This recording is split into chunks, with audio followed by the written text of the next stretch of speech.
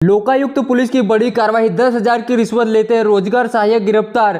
प्रदेश में भ्रष्ट अधिकारी कर्मचारी और कार्रवाई का सिलसिला जारी है। लगातार लोकायुक्त द्वारा ऐसे भ्रष्ट अफसरों की धर पकड़ की जा रही है। इसी बीच बड़ी कार्रवाई जबलपुर लोकायुक्त पुलिस की टीम ने बालाघाट जिले में खेरजालई जनपद पंचायत अंतर्गत अहम पंचायत के रोजगार सहायक को 10,000 रुपये की रिश्वत लेते हुए रंगे हाथ गिरफ्तार कर लिया गया है। लोकायुक्त एसडीएफ दिलीप जरखड़े ने बताया कि प्रधानमंत्री आवास योजना के तहत शिकायतकर्ता चिखला निवासी कृष्णा चौधरी के पिता का मकान बन रहा था, जिसकी तीसरी किस्त और जियो टैग के लिए रोजगार सहायक ने 10,000 रुपये की मांग की थी, जिसकी शिकायत लोकायुक्त में शिकायतकर्ता द्वारा दी गई, जिसकी पुष्टि होने के पर आज कार्रवाई की गई। आज शिकायतकर्ता ने 10,000 रुपये की रिश्वत लेते हुए आरोपी रोजगार सहायक जयचंद्र बिसेन को गिरफ्तार किया गया है, जिसके खिलाफ कार्रवाई की जा रही। इस कार्रवाई में लोकायुक्त टीम एसडीपी दिलीप जरखड़े, निरीक्षक सोपीदास, भूपेंद्र दीवान सहित टीम में रोजगार सहायक को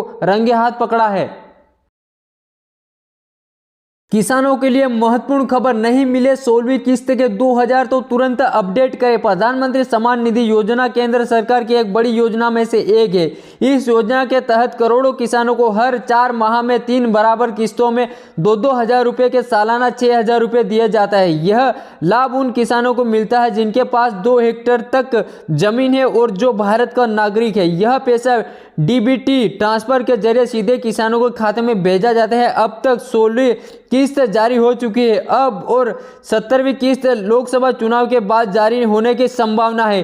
पीएम योजना के नियमानुसार पहली किस्त अप्रैल जुलाई के बीच, दूसरी किस्त अगस्त से नवंबर बीच और तीसरी किस्त दिसंबर से मार्च के बीच की जाती है। हाल ही में 28 फरवरी को 16वीं किस्त जारी की गई। ऐसे में अब 17वीं किस्त अप्रैल से जुलाई के बीच में जारी की जाएगी। हालांकि आधिकारिक तारीख का ऐलान अभी तक स्पष्ट नहीं किया गया है। ध्यान रहे कि किस्त का लाभ केवल उन किसानों को मिलेगा जिन्होंने ई-केवाईसी के साथ बैंक खाता आधार से लिंक किया और भूमि सत्यापन करवा लिया। मीडिया रिपोर्ट की माने तो लोकसभा चुनाव को देखते हुए अगली किस्त जल्द ही जारी की जा सकती है। हालांकि अभी आधिकारिक पुष्टि होना बाकी है। अगर अब तक किसी लाभार्थी किसानों के खाते में 16वीं किस्त के पैसे नहीं आए तो फटाफट ई-केवाईसी, भूमि सत्यापन और बैंक खाता आधार लिंक करवाना है ले।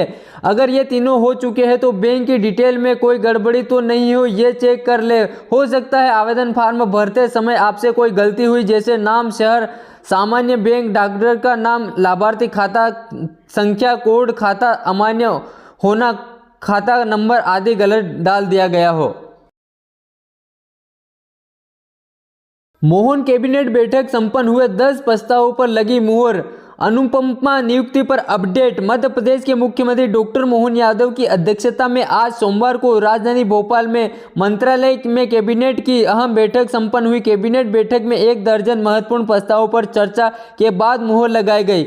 इन फैसलों को लोकसभा चुनाव से जोड़कर देखा जा रहा है। बैठक के बाद मोहन कैबिनेट अयोध्या श्री राम के दर्शन के लिए रवाना हो गए। कैबिनेट बैठक में फैसले की जानकारी देते हुए नगरीय प्रशासन मंत्री कैलाश विजयवर्गीय ने बताया कि भारत सरकार ने स्मार्ट सिटी 2.0 योजना की शुरुआत की है। योजना के तहत 100 स्मार्ट शहरों में से 18 शहरों का चयन किया जाएगा। इन शहरों को लगभग 135 करोड़ की राशि दी जाएगी, जिसमें 50% राज्य शासन का समावेश भी होगा। आज मंत्रिमंडल की बैठक में इन योजना को पुष्टिकरण में ध्यान प्रदान की गई है। कैबिनेट बैठक में सिंचाई और ड्यूबलिटी विभाग की पुरानी योजनाओं को समय सीमा में काम पूर्ण करने के लिए बजट स्वीकार किया जाएगा। 2,000 से ज़्यादा ग्राम लाभ मिलेगा।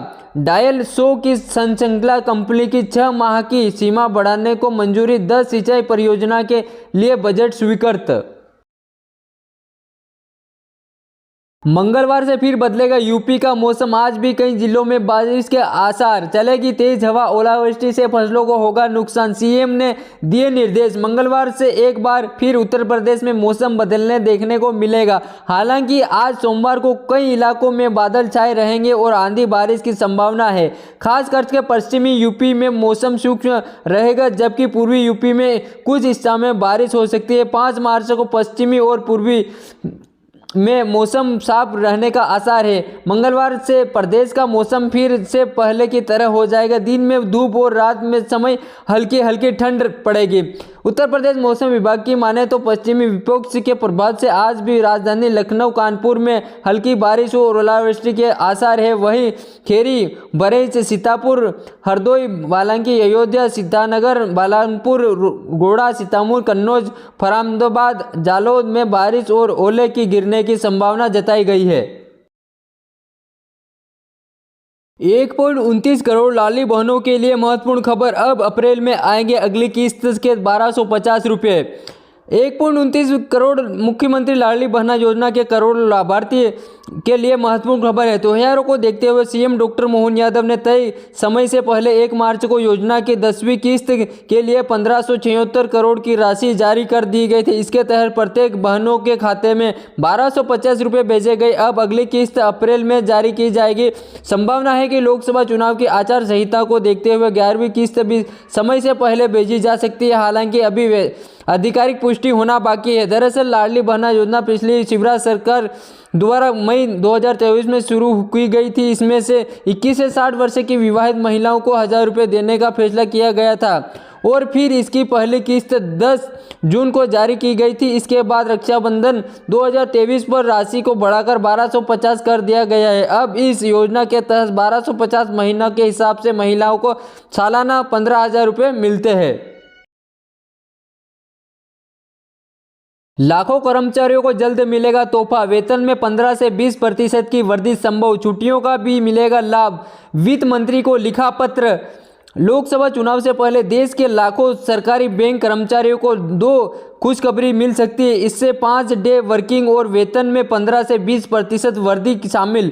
मीडिया रिपोर्टर के अनुसार केंद्र सरकार के 5 दिवसीय कार्यक्रम सप्ताह की मांग और चुनाव से पहले मंजूरी दे सकती है। वहीं जून 2024 से वेतन वृद्धि करने के प्रस्ताव पर भी विचार कर सकती है। अगर इन दोनों मांगों पर सहमति बनती है तो 9 लाख कर्मचारियों को मिलेगा लाभ। मीडिया रिपोर्टर के मुताबिक बैंक कर्मचारी यूनियन का प्रतिनिधित्व करने वाली association United forces of bank unit के मंत्री वित्त मंत्री निर्मला सीतारमण को पत्र लिखकर सिफारिश की गई है कि बैंकों में 5 दिन वर्किंग डे होना चाहिए। United focus of bank united के प्रस्ताव में भरोसा दिलाया है कि बैंक स्टाफर्स के कुल बैंक घंटों का एम्प्लॉय अधिकारी के लिए कुछ वर्किंग आवर में भी कोई कमी नहीं की जाएगी। संघ के वित्त मंत्री ने इस मामले का विचार करने को कहा और भारतीय बैंक संघ को उसी के अनुसार कार्यवाही को आगे बढ़ाने का निर्देश ग्रहण किया गया है।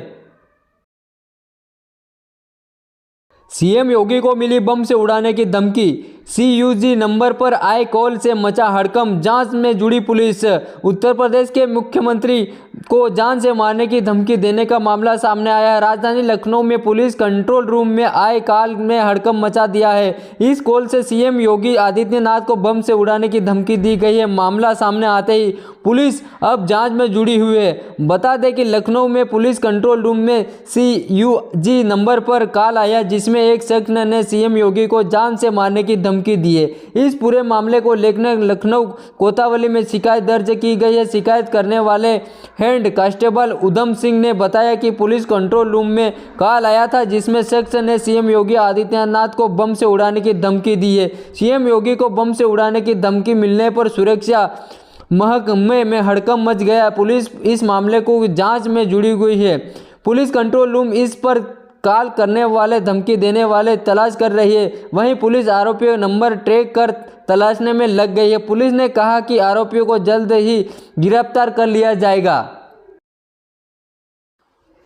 रीवा में डिप्टी सीएम कैलाश प्रसाद मौर्य गरजे, कहा इस लोकसभा चुनाव में हर कांग्रेस मुक्त भारत बनेगा। मध्य प्रदेश के रीवा में एक दिवसीय प्रसार पर रविवार को उत्तर प्रदेश के डिप्टी सीएम केशव प्रसाद मौर्य पहुंचे, जहां आयोजित कार्यकर्ता सम्मेलन में सभा को संबोधित करते हुए कहा कि इस समय बीजेपी का कार्यकर्ता उत्साह और जोश से भरा हुआ है क्योंकि भाजपा के समर्थन में आंधी नहीं सुनामी चल रही है। यूपी या MP हो, सभी जगहों से जनता का आशीर्वाद मिल रहा है। देश में 400 से अधिक सीटों पर NDA का कब्जा होगा और 370 से ज़्यादा सीटें भाजपा अकेले जीतेगा।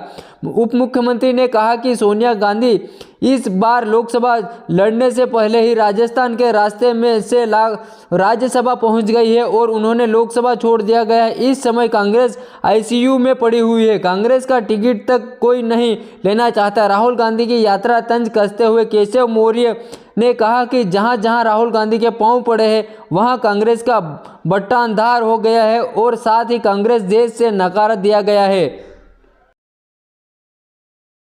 ग्वालियर पुलिस ने पकड़ा फर्जी क्राइम ब्रांच अधिकारी, दुकानदार को दे रहा था धमकी। यूपी का रहने वाला आरोपी।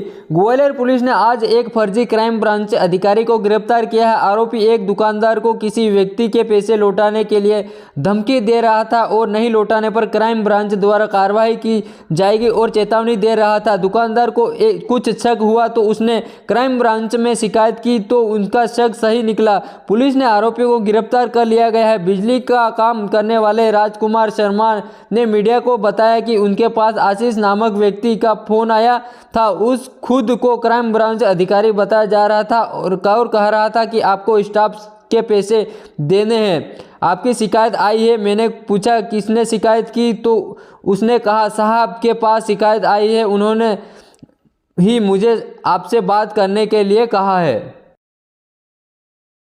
नर्मदा में हो रहा अवैध खनन, पूर्व विधायक ने कलेक्टर को वीडियो देते हुए प्रशासन पर लगाए गंभीर आरोप। जबलपुर की नर्मदा नदी में कई सालों से रेत का अवैध खनन हो रहा है और प्रशासन है कि हाथ पर हाथ धरे बैठा हुआ है। प्रशासन एक तरफ जहां नर्मदा नदी में अवैध खनन पर रोक लगाने की बात कर रहा है तो दूसरी तरफ भारी मशीनों से नर्मदा नदी में बेढंग रेत का खनन किया जा रहा है। बरगी विधायक के पूर्व विधायक संजय यादव ने जबलपुर कलेक्टर दीपक कुमार सक्सेना को अवैध खनन की वीडियो सौंपकर मांग की है कि रेत खनन रोका जाए। पूर्व विधायक का कहना है कि प्रशासन, पुलिस और माइनिंग की मौजूदगी में ही अवैध खनन हो रहा है। कांग्रेस के पूर्व विधायक के आरोप पर कलेक्टर दीपक कुमार सक्सेना का कहना है कि किसी तुरंत राजस्व विभाग सहित पुलिस और माइनिंग टीम को जानकारी दी जाए। ऐसे लोग जो कि अवैध खनन कर रहे थे उनके खिलाफ कार्रवाई भी की जाएगी।